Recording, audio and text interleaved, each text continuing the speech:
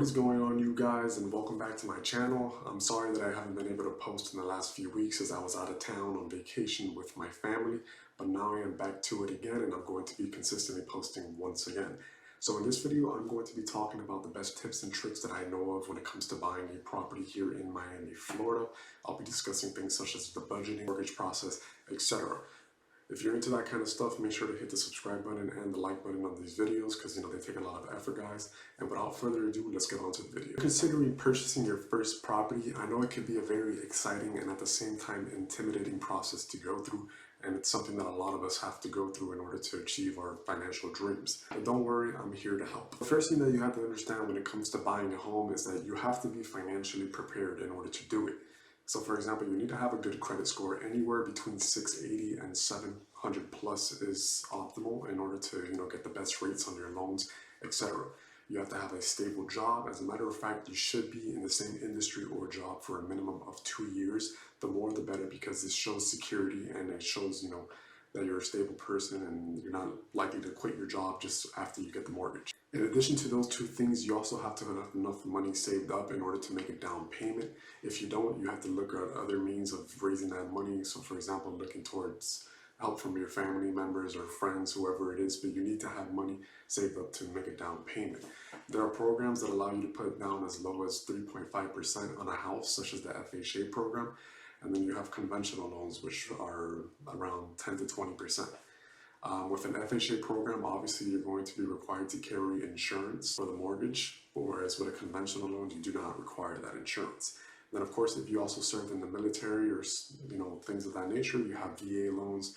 So there are many programs that are available at your disposal depending on your circumstances, and each individual is different. Next step in the home buying process is to have a list of things that are required or a must-have in the property of your choice. So for example, proximity to schools. If you have children, you want to be as close as possible to the school in order to have a perfect work-life balance, because you don't want to have to be waking up at 6 in the morning to drop your kid off at a school that's 20 miles away from your property. So that's very important. If you require a pool, because you enjoy the outdoors or things like that, or you want to be near parks, and that's another thing that you should add to your list. The more you know exactly what it is that you want, the better off you're going to be, because you're going to feel as though after you make the purchase that it was the right decision.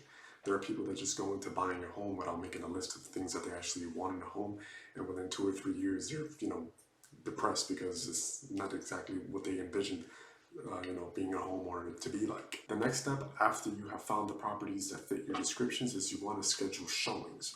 And you want to schedule several showings due to the fact that you don't want to just rely on one property entirely, due to the fact that maybe that property already has offers on it. It happens all the time, especially in the market that we're in right now, when there's not enough inventory, but there's a lot of buyer demand. So very important to schedule several showings.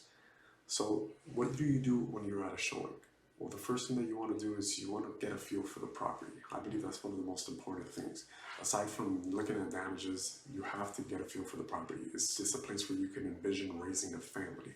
Does it feel like home when you're there? If those questions the answer to them are no, then obviously you do not want to make an offer on that property. Now, if the answer to those questions are yes, then we move on to the next step, which is to make an offer on the property. So you never want to feel rushed. You want your realtor to negotiate the best deal for you because he's representing the buyer. So let's say the property is listed at $700,000, but you believe that it's worth $650,000. You tell your realtor, hey, look, I think this property is worth $650,000, so let's make an offer for like $640,000. So it gives you room for negotiation. Is the seller going to accept that offer? Probably not.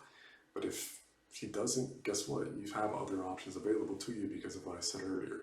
You said scheduled several showings, so maybe the one property that you thought you wanted the most, you can't get, you still have a backup option. That is it for this video, guys. I really hope that you enjoyed it. And next week, I'm going to be making the same exact video, but instead I'm going to be giving tips and tricks for the sell side of it. So the person who is selling their property.